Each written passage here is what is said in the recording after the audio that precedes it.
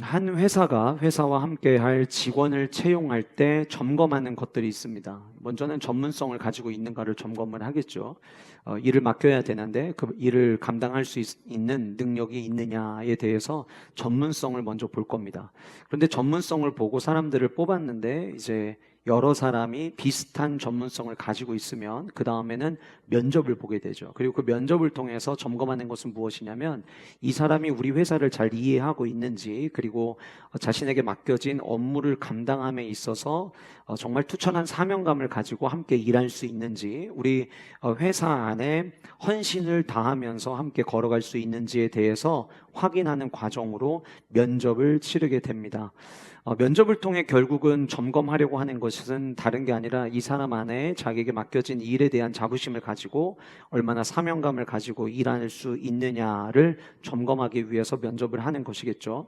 사명을 가지고 일하는 사람과 사명 없이 일하는 사람은 같을 수가 없습니다. 사명을 가지고 일하는 사람은 일단은 일을 할 때 굉장히 재밌게 일합니다. 사명을 가지고 일하는 사람은 자신이 헌신하고 희생하는 거에 대해서 원망하거나 불평하지 않습니다. 사명을 가지고 일하는 사람은 회사가 굳이 업무를 주지 않아도 내게 맡겨진 일들을 더 잘 감당하기 위해서 자기 개발하는 일에 힘쓰게 됩니다.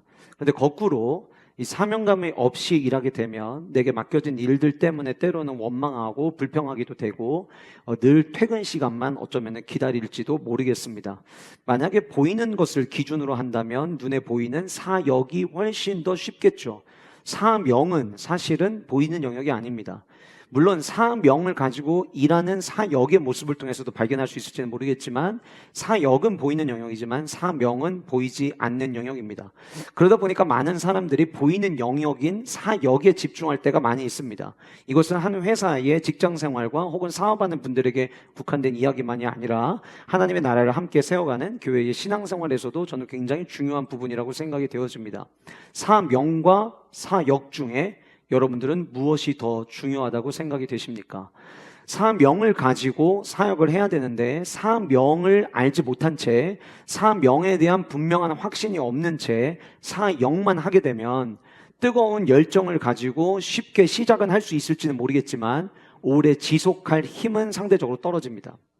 하나님이 내게 주신 사명을 이야기를 할 때 우리는 한 가지 더 점검해야 될 단어가 있습니다. 바로 소명입니다. 소명이라고 하는 것은 부를 소에 목숨명, 그래서 하나님이 우리를 부르셨다. 내 목숨은 그분이 부르신 것이다. 그래서 우리 모두는 사실 이 자리에 우리가 모여서 이렇게 주일날 예배할 수 있는 이유는 여러분들이 예수 그리스도를 나의 구원자로 인정하시는 분들이라면 여러분들이 인정을 하든 인정하지 않든 저와 여러분은 모두 하나님이 부르셔서 오늘 이 자리에 있는 줄 믿습니다. 하나님이 저와 여러분들을 부르셨어요. 우리가 흔히 콜링이라고 하기도 하고 우리는 그것을 다른 말로 소명이라고 이야기를 합니다. 근데 하나님이 그렇게 부르심에서 이게 첫 번째 단계라면 그 두 번째 단계는 하나님이 나를 부르실 때에 나를 통해서 일하기를 원하시는 하나님의 사명이 있다라고 하는 것을 우리는 발견하게 된다라고 하는 거예요. 사명은 심부름사의 목숨명입니다. 다시 말씀드리면 사명이 무엇이냐면 내 목숨을 다해서 하나님이 내게 맡겨주신 일을 감당하는 것, 감당할 수 있는 것, 그것이 사명이다라고 하는 거예요. 오늘 저와 여러분들이 읽은 본문 24절에 내가 달려갈 길과 주 예수께 받은 사명, 사도 바울은 이렇게 고백하고 있습니다. 나는 내 목숨을 다해서 달려갈 하나님이 내게 맡겨주신 심부름이 있다. 그 심부름을 향해서 나는 목숨을 다해서 달려갈 것이다. 이렇게 소명이 있고 사명이 있으면 그 다음에 우리가 하게 되는 행동, 액션이 바로 사역이 되는 것이죠. 그래서 우리는 순서가 굉장히 중요합니다. 우리가 무엇을 하든지 이것이 뭐가 더 중요하냐를 질문할 경우에 함께 잘 이해가 쉽게 하기 위해서 던지는 질문이 무엇이냐면 무엇이 먼저 선행되어야 되느냐에 대한 질문을 우리는 함께 합니다. 다시 말씀드리면 하나님의 부르신 소명이 그 다음에 그 소명 안에서 사명을 찾고 사역을 하면 이 사역에는 아름다운 열매들이 굉장히 많이 맺힙니다. 그리고 이 사역을 통해서 저와 여러분들이 영적으로 훨씬 더 성장하게 될 것입니다. 그러나 나를 부르신 하나님의 소명에 대해서도 확신이 없고 그리고 하나님이 내게 맡겨주신 내 삶 가운데 하나님께서 맡겨주신 사명이 있다는 것을 배제한 채 그저 일하는 데에만 매몰돼서 사역에만 매몰되어 있으면 그 사역 때문에 오히려 시험 들고, 그 사역 때문에 오히려 지치고, 그 사역 때문에 교회 가는 것이 부담될 수 있다고 하는 거예요. 그래서 온전한 사역을 위해서는 반드시 그 앞서서 하나님이 내게 주신 사명이 무엇인가에 대한 점검이 있어야 되고, 이 사명은 하나님이 나를 부르셨기에 가능하다라고 하는 사실을 우리는 기억해야 된다라고 하는 거예요. 하나님이 나를 부르셔서 사명을 맡겨주셨다. 그럼 우리 안에 나 같은 자에게 하나님이 맡겨주신 사명이 있음으로 인해서 우리는 감격하게 될 것이고, 그 감격으로 인하여서 사역을 할 때에 교회 안에 그 사역이 큰 사역이든 작은 사역이든 하나님께서 맡겨주시는 그 사역에는 아름다운 열매들이 맺혀질 수 있다라고 하는 거예요. 저는 20대 초반에 군 생활하면서 저는 이제 장군 운전병이었기 때문에 차에서 대기하는 시간이 굉장히 많았고, 그래서 자연스럽게 그 군 생활하면서 책을 좀 많이 읽었던 것 같아요. 그때 제가 관심 있게 읽었던 책들의 한 분야가 있었는데, 리더십과 관련된 책을 저는 참 많이 읽었습니다. 그래서 존 맥스웰 목사님이 쓴 리더십과 관련된 모든 책은 다 읽었던 것 같아요. 그리고 최근에도 코로나 팬데믹이 끝나고 난 다음에 존 맥스웰 목사님이 이 코로나 팬데믹이 끝나고 난 이후에 이 시대가 요구하는 리더십은 무엇이냐, 이분은 목사님이기도 하지만 전 세계적으로 유명한 CEO들을 개인적으로 만나서 코칭해 주시는 리더십 전문가시거든요. 그래서 그분이 이 코로나 팬데믹 이후에 이 세상이 요구하는 리더십이 무엇인가에 대해서 이야기한 그 책도 상서 읽어봤어요. 근데 여러분, 리더십과 관련된 모든 책에서 항상 빠짐없이 리더에게 필요한 자질, 리더에게 반드시 있어야 되는 것 한 가지를 공통적으로 늘 이야기하는 게 무엇이냐면 그것은 사명이었다라고 하는 거예요. 저는 오늘 본문에 등장하는 사도 바울은 아마 그 시대, 물론 그 시대뿐이겠습니까? 오늘 저와 여러분들이 성경을 통해 마주하고 있는 그 사도 바울을 보면서도 사도 바울 그러면 그 시대의 최고의 리더였고, 지금까지도 그 리더십의 영향력은 우리에게 펼치고 있다고 생각을 합니다. 사도 바울이 그 시대에 두 번째 가라면 서러울 만큼 가장 많은 사람들의 머릿속에 떠올랐던 좋은 리더였다고 한다면 왜 그게 가능했을까? 그 사도 바울에게는 오늘 24절에 언급하고 있는 예수님께 받은 사명이 있었기 때문이었다라고 하는 거예요. 저는 여러분들 안에 사명을 발견하는 은혜와 축복이 있으시기를 간절히 소원합니다.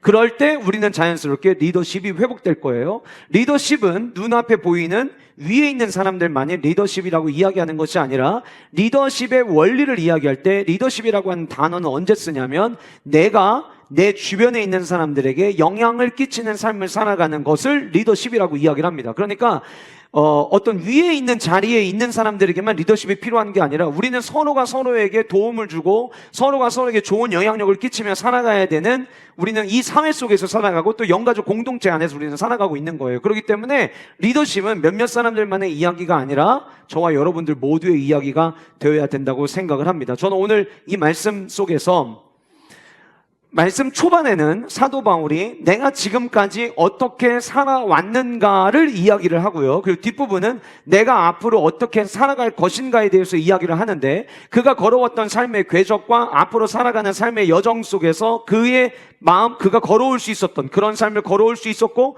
앞으로 걸어갈 수 있었던 이유는 24절에 등장하는 그 사명이었다. 그러면 사명 가진 자의 삶에 남겨진 모습은 무엇이고, 사명 가진 자는 앞으로 어떻게 살아갈 삶의 계획들을 세우고 있는지 오늘 이 말씀을 통해서 여러분들과 함께 나눠보려고 합니다. 우리 2주 전에 함께 말씀 나누면서 드로아, 특별히 유두고라고 하는 사람의 이야기를 마지막으로 마치면서 드로아에서 발생한 유두가 사건을 통해 많은 사람들이 위로를 받았다라고 하는 이야기로 앞에서 이야기가 끝나고, 오늘 저와 여러분들이 17절부터 말씀을 보았지만 13절부터 15절까지 짧은 3개의 구절 안에 사도 바울이 이동하고 있는 이동 경로를 5개 지역 이름을 언급하면서 우리에게 보여주고 있습니다.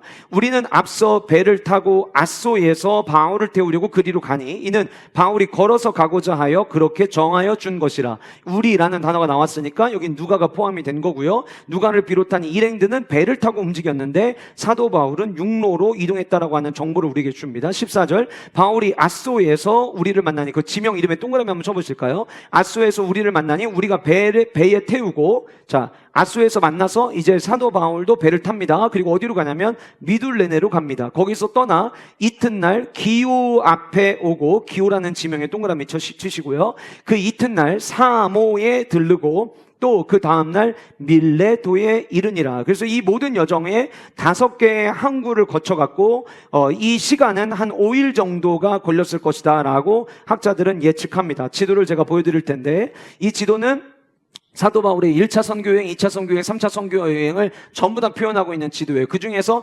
빨간색으로 표시된 부분이 오늘 본문에 나와 있는 지명들이 모여 있는데, 조금 확대해서 보면 위에서 드로아에서 유두고를 살렸고요. 그리고 난 다음에 나머지 일행들은 그 드로아에서 아소로 해안가를 타고 배를 타고 이동을 한 거예요. 그런데 사도 바울, 파란색으로 표시되어 있는 사도 바울은 드로아에서 아소까지 육로로 이동을 합니다. 그리고 아소에서 이미 드로아에서 배를 타고 움직였던 누가를 포함한 일행들과 사도 바울이 아소에서 만나서 미둘레네를 거쳐 기호에 가고, 그 다음 사모에서 밀레도에 갔어요. 이제 그 다음 지도를 보여드릴게요. 지금 마지막 도착지였던 밀레도를 기억하시고, 그 밀레도 바로 위에 에베소라고 하는 지역이 있죠. 그리고 여러분들 지도 제일 하단에 보시면 예루살렘에 제가 파란색으로 표시를 해 놓았습니다. 자, 여러분들 이 사도 바울과 일행이 예루살렘을 가야 돼요. 예루살렘에서 오순절의 절기를 지키기를 원했고 시간을 단축하기 위해서 가야 되는데, 밀레도가 에베소가 위에 있고 밀레도가 아래에 있어요. 그러면 시간을 단축하려면 밀레도에 있는 사도 바울이 다시 에베소에 올라갔다가 내려오면 시간이 더 걸리겠죠. 그래서 사도 바울이 밀레도에 머무르고 있을 때 에베소에 있는 장로들을 밀레도로 와달라고 해서 그들과 함께 나눴던 이야기가 오늘 저와 여러분들이 읽은 본문의 내용이에요. 자, 그러면 사도 바울이 에베소에라고 하는 지역은 우리가 이미 이전에 살펴본 것처럼 아데미 신전이 있었고 아데미 여신을 섬기던 지역이었습니다. 그들 안에서 수많은 사람들이 사도 바울이 극장에 가서 위기를 만난 자신의 동료들을 구하기 위해서 극장에 가려고 했는데, 사도 바울을 아끼는 자들이 극장에 가지 말라고 만류를 하죠. 그래서 사도 바울이 극장에 들어가지 않고 이제 그 에베소에서 나오는 장면을 우리가 한 3주 정도 전에 우리가 함께 살펴보았어요. 그러니까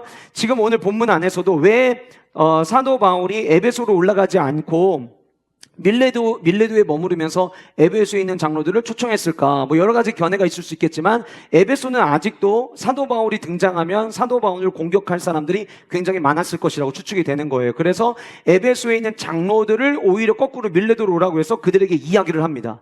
사도 바울은 에베소에서 3년이라는 시간을 머물렀습니다. 정성을 다 쏟았던 교회가 에베소 교회였습니다. 그들 가운데 장로들을 초청했다고 이야기한다면 사도 바울이 장로들을 초청한 목적은 그저 장로들에게 하고 싶은 이야기가 있기 때문에 장로들을 부른 것만은 아닐 거예요. 물론 장로들에게 1차적으로 전하고 싶었던 메시지가 있었겠지만, 두 번째로 내게 들은 이 이야기를 내가 다시 에베소를 가기가 어려우니까 당신들이 내가 전해준 이 메시지를 가지고 올라가서 에베소에 있는 성도들에게 내가 이렇게 걸어왔으니 우리 모두 함께 이렇게 걸어갑시다 라고 전해주기를 원하는 마음을 가지고 밀레도에 머무르면서 에베소 교회의 장로들을 초청했으리라 생각이 되어집니다.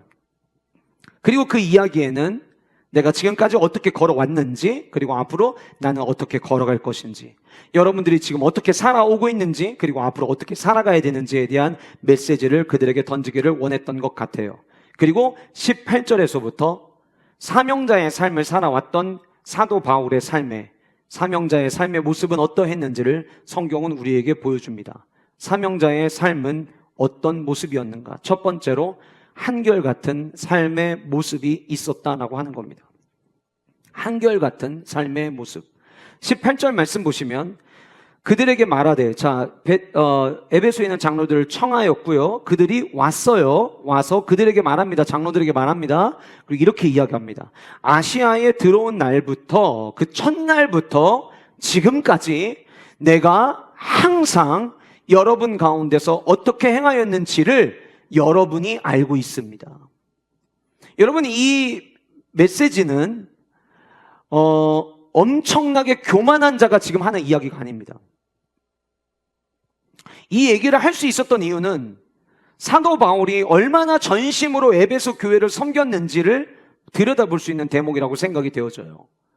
그런데 사명을 받은 자와 사명을 받지 않는 자의 모습 속에서 극명하게 드러나는 것이 무엇이냐면, 사명이 있든 없든 모두 할 수 있는 게 있습니다. 그게 무엇이냐면 시작을 하는 거예요. 처음부터. 누구에게나 처음부터는 다 할 수 있습니다. 그런데 그 사람이 진짜 하나님이 부르신 그 부르심을 가지고 사명자의 삶을 살아가고 있느냐를 점검해 볼 수 있는 가장 중요한 것은 그 처음에 가졌던 그 모습이 지금까지 유지되고 있느냐라고 하는 거예요. 저는 오늘 이 말씀을 우리 영가족들과 함께 나누기 위해서 이 말씀을 준비를 했지만, 저는 말씀을 준비할 때마다 늘 먼저 그 말씀을 하나님이 내게 들려주시는 음성으로 듣습니다. 그리고 이 말씀을 준비하면서 하나님 앞에 그렇게 기도하게 됐어요. 하나님, 내가 사역을 시작하는 그 처음부터 내가 언젠가 주님이 지금까지 하면 돼, 너 여기까지만 하면 돼 라고 말씀하시는 순간이 언젠가는 있을 텐데, 하나님 그때가 됐을 때 우리 영가족들과 함께 처음 내게 맡겨진 사명을 감당할 때부터 지금까지 내가 어떻게 사역했는지 여러분들이 아마 증인일 겁니다 라고 말할 수 있는 하나님 사명자 되게 하여 주시옵소서. 그 저의 기도가 되었어요. 누구나 무엇인가를 처음 시작하는 것은 누구나 할 수 있습니다. 그러나 그것이 지금까지도 유지하고 있느냐라고 하는 거죠. 아까 제가 말씀드린 것처럼 사명을 가진 사람은 어떤 일이 와도 끝까지 그 일을 감당해 나갑니다. 그러나 사명이 없으면은요, 하다가 힘들면은 그만둡니다. 여러분, 아르바이트와 직원은 다릅니다. 아르바이트생들은요, 일하다가 조금만 마음에 들지 않고 혹은 사장님이 조금 기분 나쁜 말 한마디 하면은요, 아르바이트 그만하겠다고 합니다. 저 내일부터 안 나올 거예요 라고 이야기하는 거는 아르바이트예요. 그런데 이 회사에 들어가기 위해서 내가 오랜 시간 동안 준비를 했고, 이 회사를 위해서 내가 그동안 배워왔던 거와 내 철학과 내가 나아갈 방향과 이 회사가 추구하는 가치가 같아서 내가 그 회사에 들어가면은요, 내게 맡겨진 일들을 끝까지 감당합니다. 하나님의 사명을 받은 자들의 모습도 저는 동일하다고 생각이 되어집니다. 사명자들은 처음부터 지금까지, 첫날부터 지금까지, 그 다음에 뭐라고 단어 하나가 또 나오죠? 항상. 사명자는 한결같은 삶의 모습이 있더라라고 하는 거예요.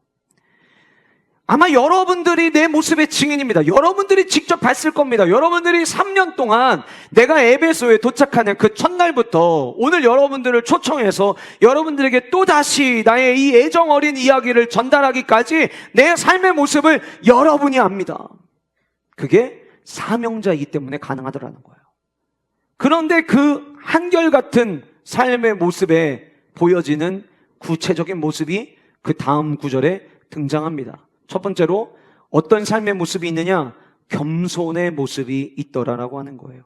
19절에 모든 겸손과, 무슨 일을 하든지 사도 바울이 사역 가운데 보여줬던 모습은 겸손의 모습이었다라고 성경은 이야기하고 있더라는 거예요. 여러분, 우리가 잘 아는 대로 사도 바울의 사역은요, 이 시대의 사역자의 눈으로 바라봤을 때 거의 이거는 이렇게 다른 의견을 댈 이유도 없을 만큼 너무 성공적인 사역이었습니다. 그가 가는 곳마다 교회가 세워졌고요, 건강한 교회들이 세워졌고요, 교회가 세워지는 그 지역이 에베소처럼 고린도처럼 교회가 과연 세워질까 하는 지역에서조차도 교회를 세웠던, 그야말로 사도 바울이 걸어가는 길마다 하나님의 역사가 뒤따랐습니다. 사도 바울이 지나갈 때에 겉옷을 걸쳐만 놔도 병이 낫는 일들이 일어났고요, 수많은 기적들도 일어났습니다. 우리가 잘 아는 대로 죽었던 청년도 살렸습니다. 그러면 이쯤 되면 어깨에 힘이 들어갈 수 있어요. 근데 사도 바울이 장로들에게 이야기하기를 뭐라고 이야기하냐면, 내 사역의 모든 모습 안에는 겸손이 있었다라고 이야기를 하고 있더라라고 하는 거예요. 왜 이게 가능했을까요? 겸손의 모습을 유지할 수 있는 비결은 무엇일까요? 겸손을 유지할 수 있는 비결은 모든 영광을 하나님께만 돌릴 때에 가능하다고 하는 거예요. 여러분, 사도 바울은요, 잘 배웠던 사람입니다. 가말리엘 문화생이었고요, 그는 부족함이 하나도 없던 사람이었습니다. 산헤드린 공의회에 떠오르는 다음 차세대 리더였습니다. 많은 사람들에게 인정받는 사람이었습니다. 로마의 시민권도 가지고 있었고요, 부족한 게 하나도 없었어요. 그랬던 그가 겸손을 유지할 수 있었던 이유는 하나님이 나를 부르셨고 그 하나님이 내게 맡겨주신 사명을 나는 그저 감당했을 뿐이기에, 이것이 내가 잘한 게 아니라 하나님의 영광, 하나님께만 오직 영광을 돌릴 수밖에 없습니다를 고백하였기 때문에 그의 삶에 겸손이 나타났다라고 하는 거예요. 여러분, 회사에서 여러분들 직장 생활하시는 분 계시겠지만 직장에서 누가 승진을 잘합니까? 어떤 한 가지의 일을 끝냈을 때에 내가 이거 열심히 해서 된 거야, 내가 잘한 거지, 이렇게 이야기하는 사람과 어떤 하나의 중요한 업무를 마칠 때마다 저는 부족한데 옆에 있는 우리 직원들이 같이 도와줘서 이거 할 수 있었습니다 라고 말하는 사람과 만약에 똑같이 어떤 업무를 달성했는데 이 두 개의 모습을 보인다면 어떤 사람이 더 빨리 승진할 거예요? 당연히 후자입니다. 내가 모든 걸 했다라고 나를 드러내는 사람이 아니라, 마찬가지예요. 교회 안에서도 마찬가지예요. 교회에 여러분 누가 리더가 돼야 되냐면 내가 이것도 했고 저것도 했고 내가 열심히 해서 이렇게 됐습니다라고 나의 의를 드러내려고 하는 사람들이 아니라 내가 해놓은 것들이 있을 수 있어요. 그럼에도 불구하고 이 모든 것이 주님의 영광입니다를 고백하는 사람들. 그래서 나는 숨어지고 오히려 하나님이 드러나는 길을 걸어가는 사람들. 저는 우리 교회에 계속해서 이런 좋은 리더들이 세워질 수 있기를 간절히 소원합니다. 나된 것은 오로지 주님의 은혜입니다. 주님 때문이죠. 내가 잘해서 그런 것이 아니죠 라고 이야기할 수 있는 삶. 하나님이 맡겨주신 사역이 있었기에 내가 그 목적을 향해 달려갈 수 있었죠. 만약에 하나님이 나를 부르지 않으셨고 하나님이 나에게 그 사명을 맡겨주지 않으셨다면 저는 그 영광스러운 자리에 있을 수 없었을 것입니다. 그래서 하나님을 높이는 자. 사도 바울은 그 겸손의 모습으로 늘 사역을 감당했다라는 것을 오늘 우리는 성경을 통해서 볼 수가 있습니다. 두 번째로 사도 바울에게 어떤 모습이 있었냐면 눈물의 모습이 있었다라고 이야기를 합니다. 열왕기상 20장 5절과 이사야 38장 5절에 보면 이런 말씀이 있습니다. 하나님께서 내가 내 기도를 들었고 그 다음에 이렇게 이야기하세요. 내 눈물을 보았노라. 그래서 우리는 눈물이라는 단어를 생각을 하면 기도를 떠올립니다. 그래서 저도 처음에는 이 빈칸에 기도의 모습 이렇게도 생각을 해봤어요. 그런데 가만히 생각해 보니까 그러면은 이 눈물의 모습 자체를 해서 조금 더 우리가 지워질 것 같아서 그냥 성경에 나와 있는 단어 그냥 그대로 눈물의 모습이라고 이야기했는데, 자, 잘 들어보세요. 성경의 눈물은 기도로 연결을 했어요. 그러면 분명히 전 기도했어야 생각합니다. 그리고 사도 바울이 쓴 다른 바울 서신서들을 보면 기도를 굉장히 강조하죠. 그러면 이제 질문을 해보는 거예요. 사도 바울은 왜 기도했을까? 그는 왜 기도하면서 그는 왜 눈물을 흘렸을까? 그리고 사역자로서 사명을 감당하는 제 모습을 조금 떠올려 봤어요. 나는 언제 눈물을 흘리는가? 그러니까 두 가지로 정리를 하게 되더라고요. 첫 번째는 교회를 향한, 성도님들을 향한 사랑이 내 마음 가운데 극대화되어질 때 눈물이 나오더라고요.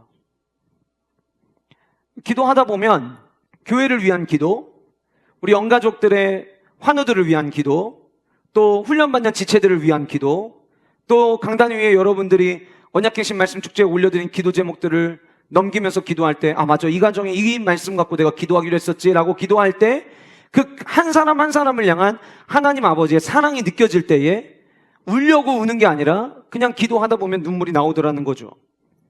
고린도후서 2장 4절 말씀을 우리 한번 같이 읽어보시겠습니다. 같이 읽겠습니다. 시작.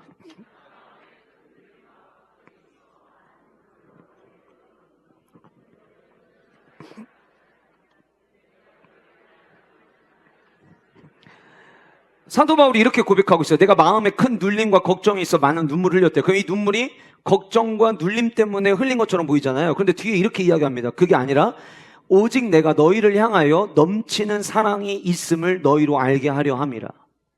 저는 우리 영가족들, 사명자들에게 하나님께서 눈물 주시기를 소원합니다. 눈물의 모습이 여러분들의 삶 가운데 놓쳐지지 않기를 원합니다. 눈물이 있다는 것은 교회를 향한 사랑이 있다는 거예요. 눈물이 있다는 건 영가족들을 향한 사랑의 마음이 있다라고 하는 거예요. 두 번째로 언제 눈물을 흘리는가라고 생각을 해보니까 안타까울 때 눈물을 흘리더라고요. 그 안타까움을 다르게 표현하면 복음에 대한 그 열정 때문에 이 한 명의 성도들에게 그 복음의 은혜가 흘러가야 되는데 그러지 못할 때, 안타까울 때 눈물을 흘리더라고요. 제가 이제 아내랑 이렇게 대화들을 나누고 혹은 이제 제일 많은 시간이 주일인데요. 주일날 예배 끝나고 나면 그 주일에 하나님이 주셨던 말씀, 그 은혜가 어떻게 저에게 임했는지, 또 우리 아내에게는 어떻게 하나님이 은혜를 주셨는지를 항상 나눕니다. 그 나누다 보면, 대화하다 보면 서로 이렇게 대화하다가 눈물을 흘릴 때가 있어요. 가끔 이제 저희 아내가 이제 뭐야 갱년기야 왜 이렇게 자꾸 울어 저한테 그러는데 갱년기여서 우는 게 아닙니다. 그럼 언제 울까? 언제 나도 모르게 눈물이 날까? 여러분이 강단에서 함께 말씀을 나누고 여러분들과 예배를 드리다 보면 주일날 함께 예배하러 이 자리에 나오셨는데 하나님의 말씀을 듣고 그 말씀 앞에 내가 서서 하나님이 원하시는 말씀대로 살아가기 위하여 말씀을 듣는 분들이 계시는가 하면 예배에 나오는 그 자체에 그냥 의미를 두고 나오시는 분들도 계세요. 근데 예배가 끝나고 나서 제 머릿속에 잔상으로 굉장히 많이 남겨지는 분들은 이분이 하루속히 예배에 그냥 참여하는 게 아니라 오늘 내게 주시는 말씀을 하나님이 내게 들려주시는 말씀으로 들으셔야 되는데 라고 하는 안타까움이 있을 때예요. 그럼 이제 그분들을 놓고 기도하면 나도 모르게 저도 모르게 눈물이 나는 거죠.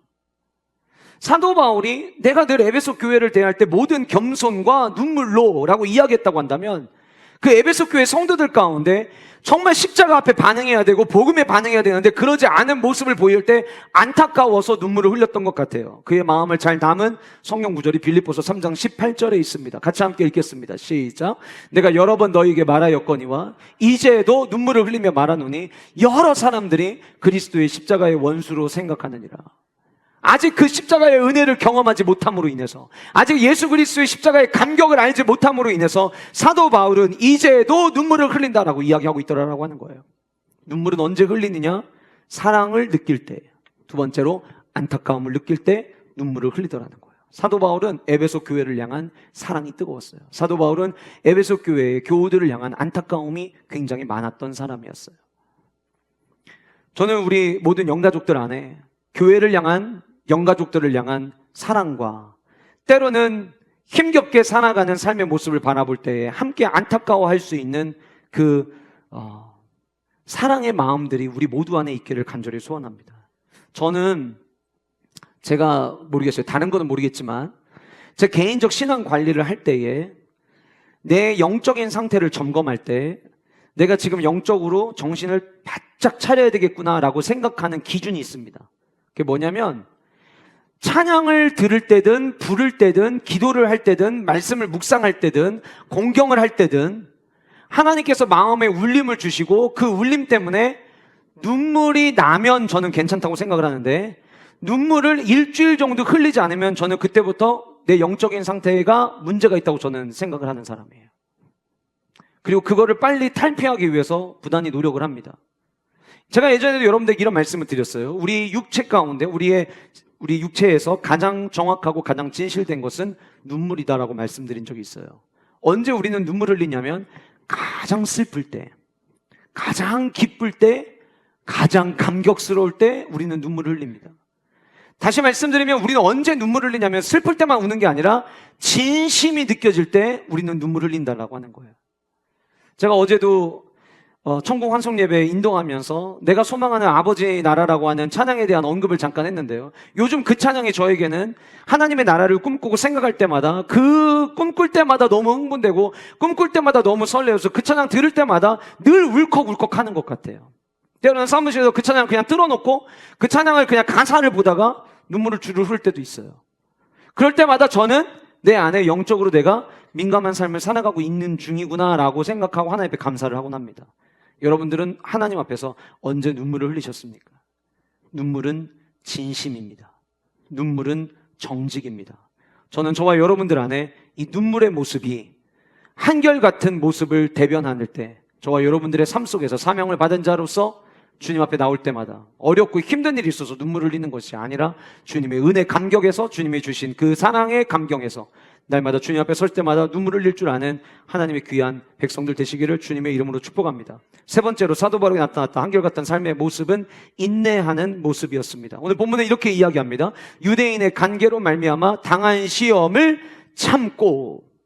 우리가 이미 지금까지 사도 바울의 1차 전도여행, 2차 전도여행, 3차 전도여행까지 우리가 살펴보지만 사도 바울이 사역하기 가장 좋은 최상의 조건에서 사역했던 적은 없었습니다. 늘 최악의 상황이었고요. 열매가 맺혀지면 늘 대적자들이 따라 붙었습니다.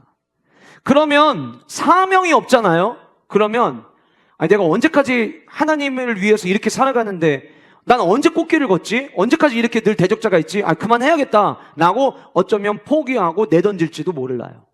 여러분, 사역은요, 어떤 사역이든 인내가 필요하지 않은 사역은 없습니다. 어느 정도냐면 돌아가면서 매주마다 돌아가면서 삶는 국수도요, 인내하지 못하면 할 수 없습니다. 여러분, 이제 우리나라가 올해 엄청나게 덥다고 하잖아요. 매주마다 국수를 삶는 우리 영가족들, 여러분 국수 드실 때마다 감사한 마음으로 드셔야 돼요. 어떤 날은 진짜 제가 먹어봐도 이거는 갖다 팔아야 될 것 같은데 라고 생각될 만큼 진짜 끝내주게 맛있는 날이 있어요. 또 어떤 날은 잠깐만 여기다 뭘 더 넣어야 되지? 라고 생각되는 날도 실제로 있어요. 근데 그럴 때 맛이 조금 덜할 때 주방을 막 쳐다보면서 누구야? 누구? 이번 주 누구 목장이야? 그러지 마시라는 거예요. 네? 매주마다 수고하고 애쓰는 그 교우들. 그리고 대부분 보면 여러분들이 다 해보셔서 아시겠지만 분명히 국수는 한 주인데 주방에 들어가는 거는 거의 한 달을 들어가는 이 특이한 상황. 서로 막 도와주느라고 해서 들어가는데 근데 제가 보니까 그렇더라고요. 국수 당번하는 것도요, 인내하니까 그게 감당하는 거지 그거 아니면 못하더라고요. 하물며 주님께서 내게 맡겨주신 사명을 향해 달려가는데 인내하는 모습이 과연 내게는 있는가? 제가 한번 질문을 해봤어요. 그럼 사도 바울이 이 바울서신서에서 인내를 언급한 적들이 있는데 그가 인내를 할 수 있는 근거로 뭐를 이야기하고 있는가? 바울서신서를 찾아봤는데 첫 번째는 언제 인내할 수 있냐면 예수 그리스도의 부활의 소망이 있을 때 인내할 수 있더라고요. 뭐에 대한 소망이 있을 때요? 부활의 소망이 있을 때. 무슨 얘기냐면 끝날 것 같아요. 죽을 것 같아요. 이대로 이렇게 하다가는 모든 게 다 망할 것 같아요. 그런데 부활의 소망, 주님이 죽음 사망 권세를 이기시고 부활하신 분이시라는 사실에 소망을 두는 자들이 버텨내더라라고 하는 거예요. 고린도후서 4장 8절부터 10절 말씀입니다. 우리가 사방으로 우겨쌈을 당하여도 쌓이지 아니하며 답답한 일을 당하여도 낙심하지 아니하며 박해를 받아도 버림받지 아니하며 거꾸러뜨림을 당하여도 망하지 아니하며. 무슨 얘기냐면 수많은 어려움 환난들이 있었다는 거예요. 그런데도 별로 그거에 의해서 요동하지 않았다는 거죠. 10절 같이 읽겠습니다. 시작.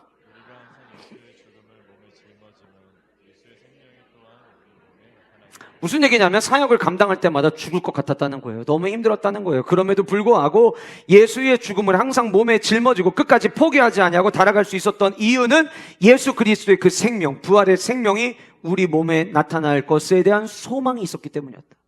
누가 끝까지 인내할 수 있느냐? 부활의 그 능력이 내게 소망이 되는 사람들이 끝까지 인내할 수 있더라는 거예요. 두 번째로 누가 끝까지 인내할 수 있느냐? 주님 다시 오실 것이라고 하는 재림에 대하여 확신을 가진 자가 끝까지 인내할 수 있다라고 하는 거예요. 히브리서 10장 36절과 37절에 이렇게 말씀이 기록되어 있습니다.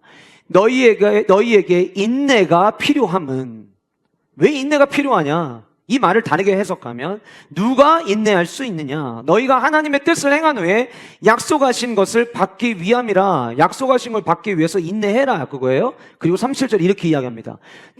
잠깐 후면 오시리가 오시리니 지체하지 아니하시리라. 주님 다시 오실 것이라고 하는 재림의 확신이 있는 사람들이 인내하더라, 이거예요. 저는 우리 모든 영가족들 안에 주님의 부활의 소망과 주님 다시 오심에 대한 이 재림의 확신이 저와 여러분들 안에 있음으로 말미암아 때로는 주님께서 맡겨주신 사명을 향해 달려갈 때에 때로는 힘들고 때로는 어렵고 때로는 지치는 상황들이 온다 할지라도 끝까지 참아내고 끝까지 견디는 은혜가 우리 모든 영가족들에게 있으시기를 주님의 이름으로 축복합니다. 사도 바울에게 있었던 한결같은 삶의 모습, 마지막 네 번째 모습은 섬김의 모습이었습니다. 섬김의 모습인데 여기 우리가 기억해야 될 것이 무엇이냐면 주를 섬긴 것과 이렇게 이야기하고 있어요. 주를 섬긴 것과. 여러분, 저는 여러분들에게 영의 양식을 제공하기 위해서 일주일 동안 하나님의 말씀을 묵상하고 준비하고 필요하면 필요한 책들도 읽고 공부도 합니다. 기도도 하고요. 그렇게 여러분들을 위해서 말씀의 양식을 준비합니다. 여러분들이 건강하게 잘 영적으로 성장하시기 위해서 질 좋은 양질의 하나님의 말씀을 듣는 것이 필요하기 때문이죠. 그래서 저는 말씀을 준비하면서 여러분들을 섬기는 것처럼 보일 수 있어요. 근데 엄밀히 얘기하면 저는 여러분들을 섬기는 게 아니에요. 저는 주님을 섬기는 겁니다.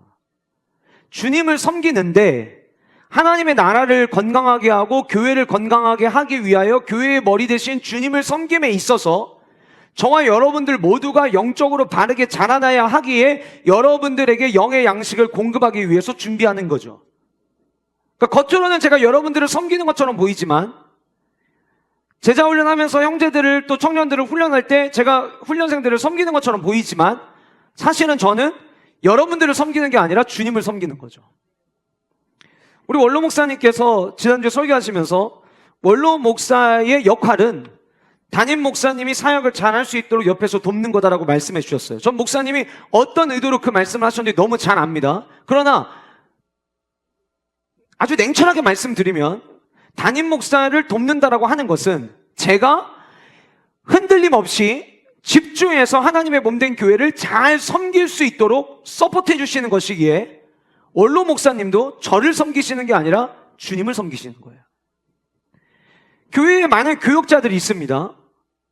저의 부족함을 우리 부교역자들이 채워줍니다.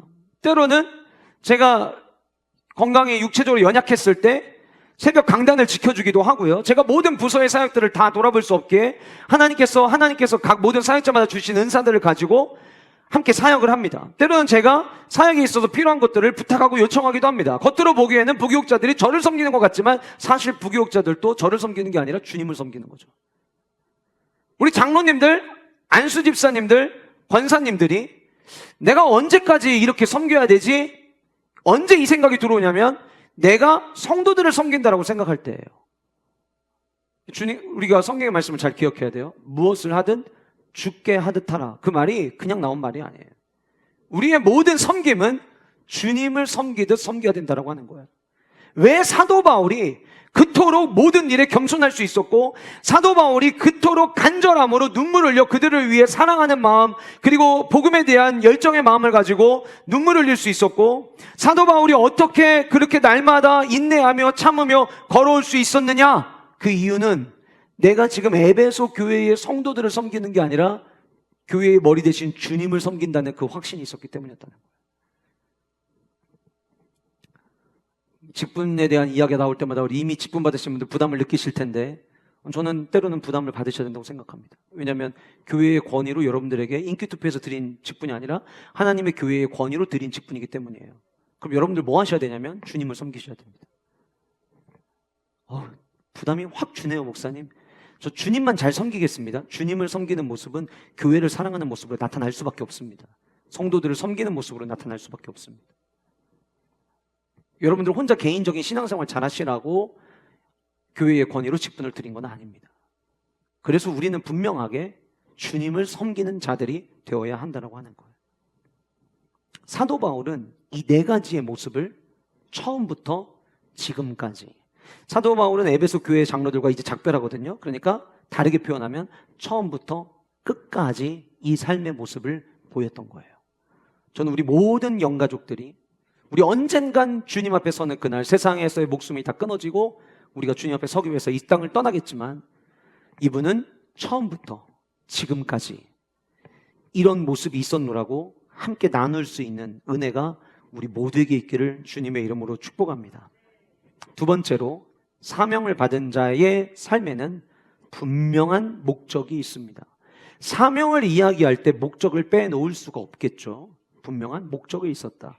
20절에 이렇게 이야기합니다. 유익한 것은 무엇이든지 공중 앞에서나 각 집에서나 거리낌 없이 여러분에게 전하여 가르치고 21절 유대인과 헬라인들에게 하나님께 대한 회개와 우리 주 예수 그리스도께 대한 믿음을 증언한 것이라. 자, 제가 오늘 분명한 목적에 대한 이야기를 함에 있어서 한 가지만 더 여러분들에게 이 말씀을 통해서 조금 우리가 짚고 넘어가야 될 한 가지를 좀 말씀을 좀 드릴게요.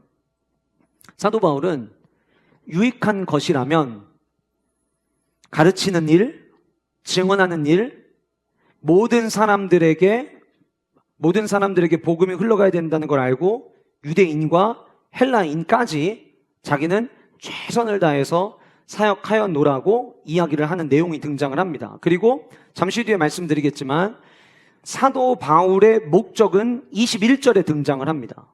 이거 조금 이따 살펴볼게요. 자, 이전에 저는 20절에 유익한 것을 할 때에 좋은 거예요. 네, 좋은 거. 이거는 막 알리고 싶어요. 너무 좋아요. 그런데 당시 교회의 질서를 세우는 굉장히 중요한 메시지가 오늘 본문에 담겨져 있습니다. 유익한 것은 그게 어떤 유익이든 무엇이든지 공중 앞에서나 각 집에서나 이렇게 이야기하고 있어요. 여기서 이야기하는 각 집은 여러분들이 머물고 있는 그냥 집을 얘기하는 게 아니라 가정교회를 의미합니다. 가정교회가 뭐예요? 당시에는 교회 건축을 막 이렇게 세운 게 아니에요. 우리도 교회들 보면 많은 목사님들이 개척할 때 어디서 개척하냐면 집에서 먼저 예배드리면서 개척하시죠.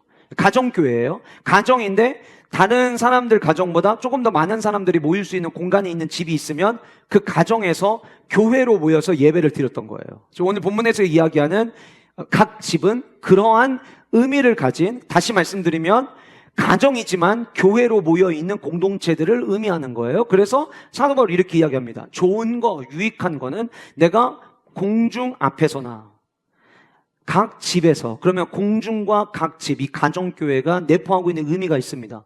그게 무엇이냐면 밀폐되거나 비밀스러운 것이 아니라 모두가 오픈되어 있는 것을 의미하는 거예요. 지난주에도 원로 목사님이 한번 이야기해 주셨는데 제가 우리 교회를 보면서 참 감사한 게 있습니다. 이게 무엇이냐면 우리 교회는 이단들이 들어와서 정착을 하려고 기웃거리다가 결국은 못 버티고 나갑니다. 초반에 걸리든지 들어왔다가 더 이상 자기들이 지풀에 못 이겨서 나가든지. 그래서 지금 우리 교회가 여기까지 오는 동안 이단 때문에 교회가 흔들렸던 적이 한 번도 없습니다. 이단들이 하는 건 뭐냐면 비밀스럽게 합니다. 다 몰래 합니다. 그래서 다시 한번 여러분들에게 말씀드리지만 이거는 담임 목사님 말하면 안 돼. 이거 우리끼리만 아는 거야. 이거 내가 왜 얘기하냐면 이거 너무 좋아서 그래. 유익한 거라고 생각한 거예요. 그런데 유익한 거라 할지라도 공개되지 않은 비밀스러운 것은 하시면 안 됩니다. 교회를 지키기 위함입니다. 각 파이랜드와 모든 교회에는 사역자들이 있습니다. 그러면 사역자들의 지도를 받으셔야 됩니다. 이거 진짜 좋은 거라. 그런데 근데 뭔가 우리 목사님은 이런 거 별로 안 좋아할 것 같아. 그래서 내가 집사님한테만 특별히 얘기해 주는 거야. 제가 조금만 심각하게 조금 더 진지하게 말씀드릴까요? 죄송하지만 이단들이 하는 행동입니다. 이단들이 하는 행동들이에요. 하지 마시라는 거예요. 교회 안에서. 내가 아무리 알고 있는 게 좋고 유익이 된다 하더라도 하시면 안 됩니다. 만약에 정말 유익이 돼서 성도들에게 알리기를 원하시면 저한테 먼저 얘기하세요. 목사님, 제가 이거 어디서 들었는데 이거 너무 좋아서 그러는데 제가 성도들과 이야기해도 되나요? 제가 근데 너무 좋네요. 하세요. 그럼 하셔도 돼요. 그러나 그러지 않았다면 하지 마세요. 교회를 지키기 위함입니다. 공개적인 장소, 각 집에서, 그때 당시 교회를 얘기하고요, 가정교회를 의미하고요, 공중 앞에서입니다. 이거 내가 진짜 집사님 아껴서 내가 하는 얘기인데 내가 어디 가서 보니까 이런 게 있어요. 같이 한번 해볼래요? 하지 마세요. 하지 마세요. 정말 좋으면 저한테 얘기하시고 제가 판단하겠습니다. 교회를 지키기 위함입니다. 우리 대한예수교 장로의 표준 예식서입니다. 헌법에 기초한 예식이고요. 우리 대전 세종학교 모든 세례 교인들이 세례를 받으실 때에는 이 표준 예식서에 의해서 여러분들은 세례를 받으셨습니다. 세례식에 이런 질문이 있습니다. 여러분은 교회의 관할과 치리에 복종하고 교회의 덕과 화평을 이룬 일에 힘쓰며 교인된 의무와 권리를 바르게 행사하기로 서약합니까? 그러면 교회의 지도를 받으셔야 됩니다. 교회를 지키는 데 있어서 그게 누구든 성경적이지 않은 것을 교회로 끌어오려고 할 때에 저는 제 온몸을 던져서라도 막아야 됩니다. 교회를 지켜야 되는 사람이기 때문이에요. 목사님이 이쪽은 너무 모르시는 것 같아. 죄송하지만 그렇게 얘기하는 분보다 제가 더 많이 합니다. 그렇게 이야기하는 데는 다 이유가 있으니까 얘기하는 겁니다. 그러니 교회의 질서를 따르시기를 바랍니다. 앞으로도, 지금까지도 그랬지만 앞으로도 우리 교회는 이단을 비롯한 비밀스럽게 뭔가를 하려고 하는 모든 모임은 금합니다. 제가 한옥 목사님 책을 읽다가 굉장히 의미 있는 이야기를 접했어요. 교회 안에 있으면 많은 사람들이 목사님 우리 이거 해요, 목사님 우리도 이거 해요, 뭐 이런 얘기를 많이 한대요. 그런데 한옥 목사님은 그 얘기가 뭐냐를 귀담아 듣지 않고 지금 나한테 이 얘기를 하는 메신저가 어떤 사람인가를 본대요. 전 굉장히 의미 있는 이야기라고 생각합니다. 그 메신저가 어떤 사람이냐, 그 메신저가 지금 교회 공동체 안에서 어떻게 신앙생활을 하고 있고 그 메신저가 어떻게 교회를 사랑하고 있고 어떻게 말없이 헌신하고 있는가, 그런 사람이라면 그 이야기를 그때 이제 귀담아 듣는다는 거죠. 그런데 메신저가 바른 신앙생활을 하지 않는데 이것저것 얘기하면은 그냥 한 귀로 듣고 한 귀로 흐르신다고 합니다. 저는 거기서 목회의 한 수를 배웠습니다. 아마 여러분들도 똑같으실 거예요. 어디서 무슨 얘기 들으시면 그 다음에 이렇게 물어보실걸요. 근데 그 누가 한 얘기예요? 왜 물어보는 거예요? 그 말이 중요한 게 아니라 그 말을 누가 했느냐가 중요하다는 거죠.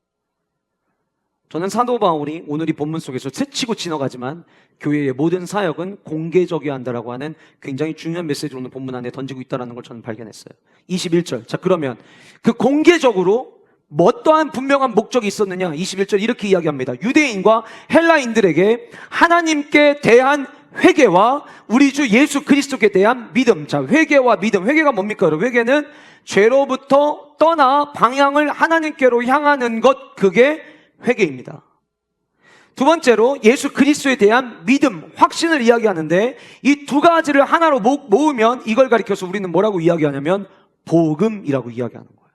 뭐가 복음이냐면 내가 살아오던 삶의 여정에서 방향을 돌이키는 것, 그리고 돌이키고 오직 예수 그리스도를 믿는 믿음 안에서 살아가는 것, 그것이 복음이다라고 하는 거예요.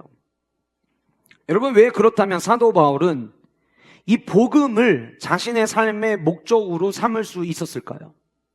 사도 바울이 복음을 자신의 삶의 목적으로 삼을 수 있었던 이유를 잘 보여주는 성경 구절이 로마서 1장 15절과 16절입니다. 우리 같이 한 목소리로 함께 읽어보도록 하겠습니다. 시작.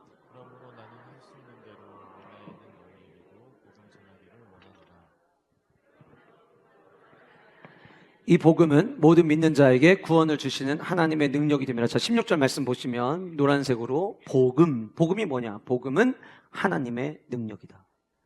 여러분, 사도 바울은요 엄청난 능력치를 가지고 있었던 사람이었어요. 지식적으로나 배경적으로나 그의 삶 자체가 우리가 흔히 이야기하면 금수저였어요. 능력을 갖고 있는 사람이었어요.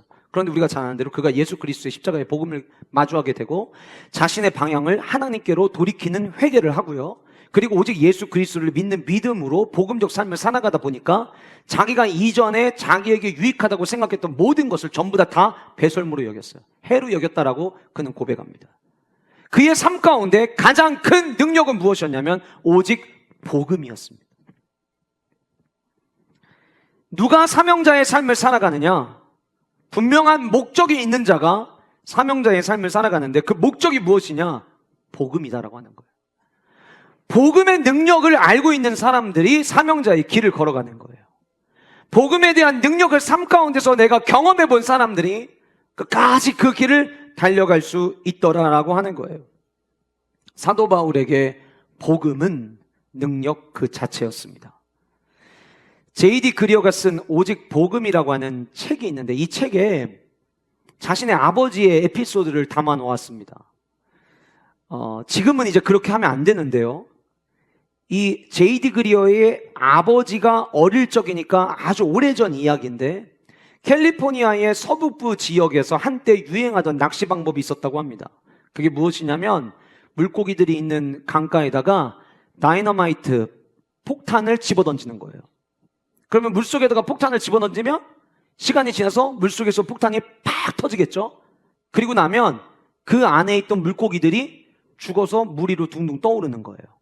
그럼 이제 그거를 건지는 한때 유행하던 낚시 방법이었다고 합니다. 지금은 금지돼서 하지 않는 방법이지만, 이 다이너마이트를 물속에 던져가지고 폭파시켜서 물고기를 건질 때에는요, 낚싯바늘을 어떻게 미끼를 껴야 되는지, 그리고 어디에다가 던져야 되는지, 어디가 고기가 많이 잡히는 곳인지, 그 다음에 이거를 잡고 있다가 어느 정도 당겨야 되는지, 이런 거에 대한 고려를 아무도 안 한다는 거죠. 그런 거 고려 안 하고 어디가 잘 잡히는지 그것도 다 필요 없어요. 그냥 물만 있으면, 물에다가 다이너마이트만 던지면 그게 폭파돼가지고 물고기가 떠오른다는 거예요. 오늘 본문에 등장하는 로마서 1장 16절 하나님의 능력이 됨이라 해서, 이 능력이라고 하는 단어가 헬라어로 두나미스인데, 이 두나미스라고 하는 단어에서 나온 영어 단어가 다이너마이트예요. 다시 말씀드리면 복음이 있는 곳에는요, 어떤 방법으로 뭘 어떻게 해야 되느냐 굳이 그게 필요하지 않을 수도 있다는 거죠. 그냥 그 자체, 복음 자체가 능력이다라고 하는 거죠. 그냥 그 복음만 던져놓으면 거기 안에서 다이너마이트의 능력과 같은 아름다운 삶의 모습들이 나타나더라라고 하는 거예요. 그거를 한번 맛본 사람은, 사도 바울이 그 중심의 주인공이죠. 그걸 맛본 사람은 내 삶에 더 이상 다른 게 능력이 되질 않는 거예요. 내 통장의 잔고가 능력이 되는 게 아니라, 내 학벌이 능력이 되는 게 아니라, 내가 얼마나 좋은 인맥을 갖고 있느냐가 능력이 되는 게 아니라, 내게 주신 예수 그리스도의 십자가의 그 복음 그 자체가 능력이 되더라라고 하는 거예요. 근데 이 J.D. 그리어가 이 책에서 굉장히 중요한 이야기를 합니다. 이렇게 이야기를 했어요. 복음이 그 무엇보다 중요하지 않다면, 그 무엇에 여러 가지를 넣을 수 있어요. 내 스펙, 돈, 뭐든지 복음이 그 무엇보다 중요하지 않다면 그것은 더 이상 복음이 아니다. 여러분들에게 묻고 싶습니다. 여러분들에게 예수 십자가의 복음은 지금 복음입니까? 복음이 아니십니까? 복음보다 더 중요한 것이 있다고 여겨진다면 지금 여러분들의 삶의 복음은 복음이 아닌 거예요. 복음보다 더 중요한 것은 없습니다. 왜 우리가 아이들 살리겠다고 50일 기도회를 합니까? 왜 하는 거예요? 복음이면 다 되기 때문이에요. 은혜 받으면 다 되기 때문이에요. 복음 안에 능력이 있기 때문에 지금 중요하지요. 애들이 이제 시험 기간도 다가오고, 그런데 그거보다 기도하면서 정면 돌파할 것을 우리는 심어줘야 된다는 거죠. 지난주 금요일 저녁에 기도회 인도하면서 준호 전사님이 그렇게 기도회 인도를 했어요. 아이들이 이번 수련을 통해서 은혜 받으면 다 된다는 걸 경험하게 하여 달라고, 그러나 우리 모든 부모 세대와 우리 모든 성도님들도 은혜 받으면 다 된다는 것을 인정하게 달라고. 왜요? 그게 복음이기 때문이에요. 사명자의 길을 걸어가기 위해서 우리 안에 식어지지 말아야 될 것이 있다면 복음의 능력입니다.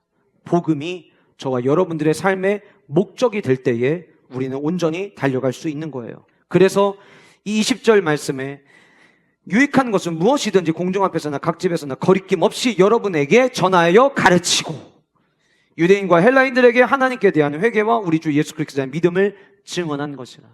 끊임없이 달려간 거예요. 뭐 때문에? 복음 때문에. 이 복음의 능력을 회복하는 은혜와 축복이 여러분들의 삶 가운데 있으시기를 주님의 이름으로 축복합니다. 세 번째로, 사명을 받은 자의 삶에는 성령의 인도하심이 있습니다. 22절에 이렇게 말씀합니다. 보라, 이제 나는 성령에 매여 예루살렘으로 가는데 거기서 무슨 일을 당하는지 알지 못하노라. 오직 성령이 각 성에서 내게 증언하여 결박과 환난이 나를 기다린다 하시나. 24절, 내가 달려갈 길과 주 예수께 받은 사명 곧 하나님의 은혜의 복음을 증언하는 일, 이게 사명이었죠. 복음인 거죠. 이걸 마치려 하면은 나의 생명조차 조금도 귀한 것으로 여기지 아니하노라. 여러분, 우리는 성령 하나님이 인도하시면 다 건강도 회복하고, 성령 하나님이 인도하시면 사업도 매출이 2배 이상 오르고, 성령 하나님이 함께 하시면 남들보다 승진도 훨씬 빠르고, 성령 하나님이 인도하시면 아이들이 정말 만남에 축복받아서 결혼도 잘하고, 우리 이렇게 생각할 때가 종종 있습니다. 근데 여러분, 오늘 본문에 보시면 참 재밌는 표현이 나오죠. 성령에 매여, 여기 매였다라고 하는 단어가 헬라어로 데데메노스라는 단어를 쓰는데, 이 단어 어떤 의미냐면 묶다라는 의미예요. 또 하나의 의미는 갇히다라는 의미예요. 다시 말씀드리면, 보라, 이제 나는 성령께 묶인 바 되었다. 나는 성령님과, 나는 더 이상 여기 성령님으로부터 떨어질 수가 없는 거예요. 완전히 성령님과 똘똘똘 묶어놔서.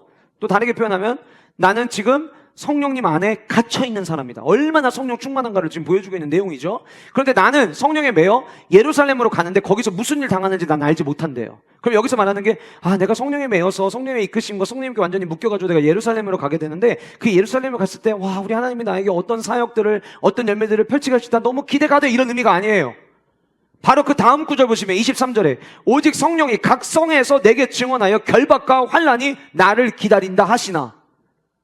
그러니까 22절에서 무슨 일을 당했는지 알지 못한다라고 하는 거는 어떤 종류의 환난과 어떤 종류의 결박이 내 안에 있는지 난 모른다는 거예요. 그런데 나는 분명히 안다. 성령님이 가르쳐 주신 게 있다. 그게 뭐냐면, 너가 올라가는 길, 네가 앞으로 걸어가는 길에 너 어려움이 있을 거야. 너 결박하는 일이 있을 거고 너 환난이 있을 거야. 그럼 우리는 어떡합니까?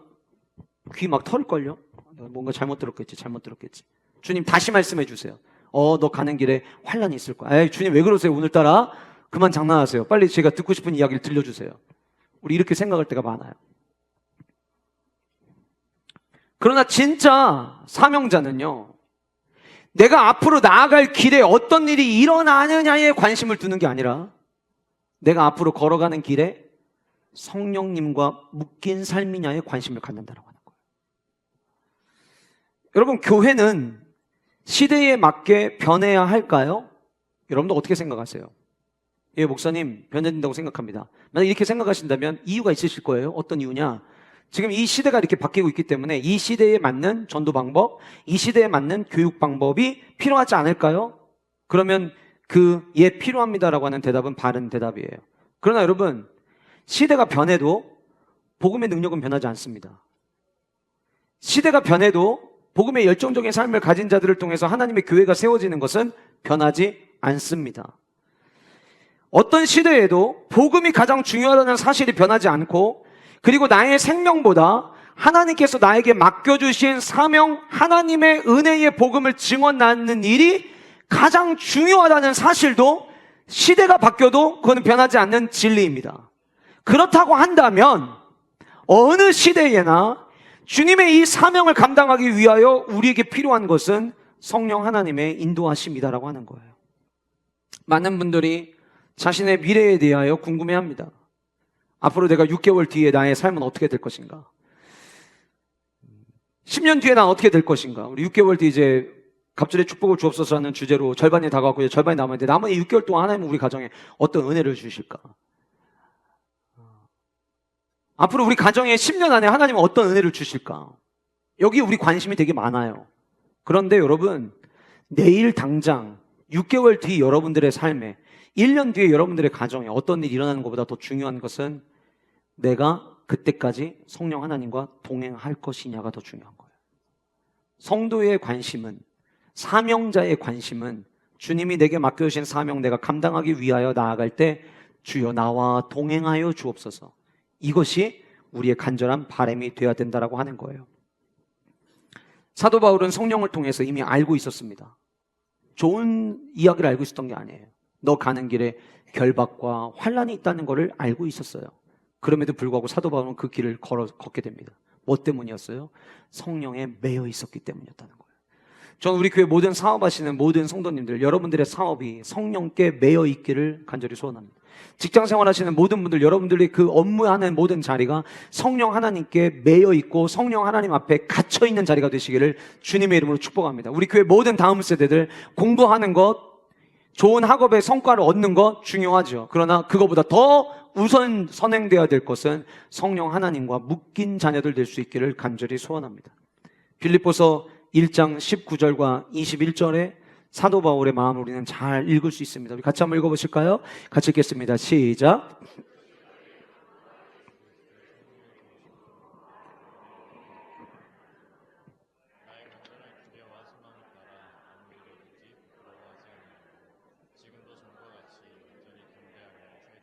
살든지 죽든지 내 몸에서 그리스도가 존귀하게 되게 하려 하네. 잘 보세요 여러분, 이 본문에 살든지 죽든지 이거랑 오늘 본문에 나의 생명조차 조금도 귀한 것으로 여기지 아니한다. 이거랑 같은 맥락에서 이야기하는 거예요. 마지막 21절 같이 읽겠습니다. 시작.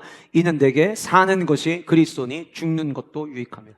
우리는 사느냐 죽느냐에 관심을 갖는데 그보다 더 중요한 것은 내가 지금 그리스도와 함께 동행하고 있느냐, 성령 하나님의 인도를 받고 있느냐가 더 중요한 거예요. 다음 한 주간 동안 여러분들 안에, 여러분들의 삶에 어떤 일이 어떻게 펼쳐질지 우리는 아무도 예측할 수 없습니다. 그래서 그것 때문에 때로는 염려가 되고 그것 때문에 때로는 두려움이 있을 수 있어요. 그러나 사랑하는 성도 여러분, 어떤 일이 일어날 것인가 때문에 두려워하기보다는 하나님, 내가 예측할 수 없는 한 주를 살아가야 되는데 성령 하나님의 인도하심을 받게 하여 주옵소서. 기도할 수 있는 우리 모든 영가족들 되시기를 주님의 이름으로 축복합니다. 마지막 네 번째로 사명을 받은 자의 삶에는 최선의 사역이 있었습니다. 사명받은 사람치고 대충 하는 모습을 보이지 않습니다. 이게 진짜 하나님이 맡겨주신 사명이라고 생각하면 끝까지 감당합니다. 26절에 그러므로 오늘 여러분에게 증언하거니와 모든 사람의 피에 대하여 내가 깨끗하니 이는 내가 꺼리지 않고 하나님의 뜻을 다 여러분에게 전하였습니다. 오늘 본문에 모든 사람의 피에 대하여 내가 깨끗하니, 이게 무슨 말이 의미냐면 내가 복음 전도를 다 여러분들에게 최선을 다해서 전했기 때문에 여러분들이 구원받지 못하는 거에 대해서 내가 구원받지 못하는 건 내가 책임질 이유가 없습니다. 무슨 얘기냐면 내가 최선 다해 복음을 전했다는 거예요. 그래서 이 본문에 모든 사람의 피에 대하여 내가 깨끗하다라는 이 말은 에베소 교회의 성도들에게 나는 사도로서 내게 맡겨진 마땅한 책임을 최선을 다해 성실하게 부족함 없이 감당했다라고 하는 표현을 둘러서 지금 하는 내용이 이 26절의 마지막 뒷부분에 나와 있는 고백이었어요. 제가 이 말씀을 묵상하면서 최선을 다해 끝까지 성실하게 달려갔던 사도 바울의 모습을 바라보면서 제가, 그리고 우리 사명을 받은 모든 사명자들이 끝까지 최선을 다하는 삶을 살아야 되는 이유가 어디에 있을까 제가 한번 질문을 해봤어요. 그 이유는 주님이 최선을 다하신 모습을 우리에게 보여주기 때문이었어요. 자, 여러분 이 말씀 다 아시죠? 내가 거룩하니 너희도 거룩하라. 이 말의 의미는요, 물론 우리도 거룩하라는 메시지이기도 하지만 하나님은 저와 여러분이 하나님을 닮은 자로 살아가기를 원합니다.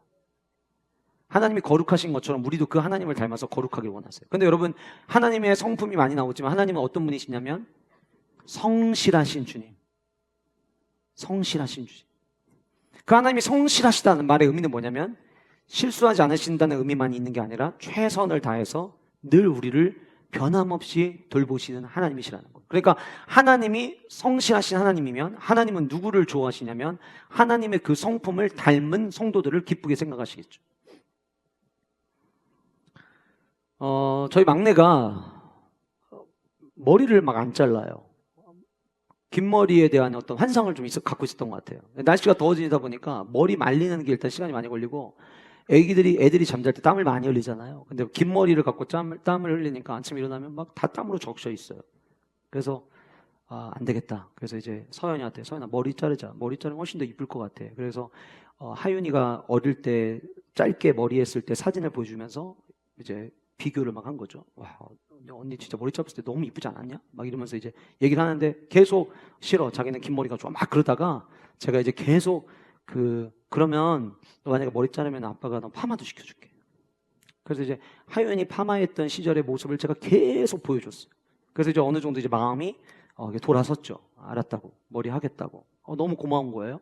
그래서 이제 아내가 서연이를 데리고 가가지고 머리를 하고 데리고 들어왔는데 문을 열고 그녀가 저에게 들어오는데 머리 긴 이강민이 들어오는 거예요. 그래서 제가 보자마자 뭐라고 했냐면 와 이쁘다 이 말이 먼저 나와 있어야 되는데 아니 왜 머리 긴 이강민이 들어오냐? 제가 그랬어요. 그리고 나서 서연이를 안고 서연아 미안해. 이 미안하다는 말의 의미를 아이는 모르겠지만 아이가 엄마를 닮고 얼마나 이쁘겠어요. 근데 너무 저를 닮은 거예요. 그런데 여러분, 저는 누구를 제일이라는 단어를 빼고 누구를 이뻐할까요? 저 닮은 애를 이뻐합니다. 그게 부모예요. 여러분들 그러지 않으세요? 나 닮은 자녀를 더 이뻐하지 않으세요?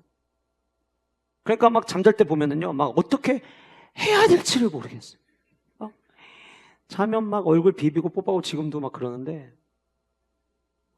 닮아서 너무 좋은 거예요. 닮아서. 여러분 영화 배우 조진웅 씨라는 분, 조진웅이라는 배우 아마 여러분들 아실 겁니다. 그 조진웅이라는 배우가 한번 인터뷰를 하는데 참 제가 그 인터뷰 내용이 굉장히 각인이 됐었어요. 제가 듣기로는 우리 조진웅 배우의 이 이름이 원래 본인의 이름이 아니라고 들었습니다. 예, 제 이름이 아닙니다. 가명인가요? 아, 가명이 아닙니다. 그러면 조진웅이라는 이름은 어떤 이름인가요? 그랬더니 그분이 이런 얘기를 해요. 조진웅은 저희 아버님의 성함입니다. 자기가 이제 연기를 시작하고 배우를 시작하는데 아버지를 찾아갔대요. 아버지, 저 아버지께 드릴 말씀이 있습니다. 뭔데? 저 아버지 이름으로 활동해도 되겠습니까? 그 아버지가 그러시더래요. 내가 너한테 줄 게 없으니까 하다 못해 내 이름을 다 가져가냐고. 그러면서 허락을 해주신 거예요. 그래서 그 조진웅 배우의 원래 이름이 아니라 그 조진웅이라는 이름은 조진웅 배우의 아버지 이름이에요. 그래서 앵커가 질문을 합니다. 아버지의 이름으로 살아간다는 건 어떤 의미예요? 그랬더니 조진웅 배우가 순간 이 약간 뭔가 생각하는 것처럼 말을 한번 뱉더니 그 다음 이어서 이렇게 이야기합니다. 일단 엄청난 책임감이 듭니다. 대충 할 수 없더라고요. 적어도 아버지의 이름에 먹칠하면 안 된다는 생각이 제 안에 굉장히 많습니다. 제가 배우로 살아오면서 최선을 다해 살 수 있었던 이유는 아버지의 이름을 갖고 살았기 때문입니다. 그 인터뷰가 제 안에 굉장히 각인됐던 이유는 성도는 어떻게 살아야 될까에 대한 질문 때문이었어요. 성도라고 하는 이 말은 하나님의 자녀라는 것을 상징하는 단어입니다. 우리가 성도로 살아간다면 거기에 대한 책임감을 가지고 살아야 됩니다. 주님 닮아가며 살아야 됩니다. 주님 모습 닮아가기 위해서 날마다 성화의 삶을 살아가야 됩니다. 이제 내가 사는 게 아니라 아버지께서 내게 맡겨주신 그 생명의 이름, 성도의 이름을 가지고 살아가는 거죠. 주님이 성실하신 아버지셨습니다. 그럼 우리는 어떻게 살아야 됩니까? 우리도 최선을 다해 성실하게 살아야 합니다. 사명을 다한 사람들은, 사명을 가진 자들은 대충 살지 않습니다. 최선을 다해 살아갑니다. 한 주간이 시작되었습니다. 여러분들 모두 날씨는 무더워졌지만 대충 사는 인생이 아니라 하늘 아버지께서 우리를 부르셔서 맡겨주신 그 사명을 가지고 최선을 다해 살아가는 사명자들 되시기를 주님의 이름으로 축복합니다.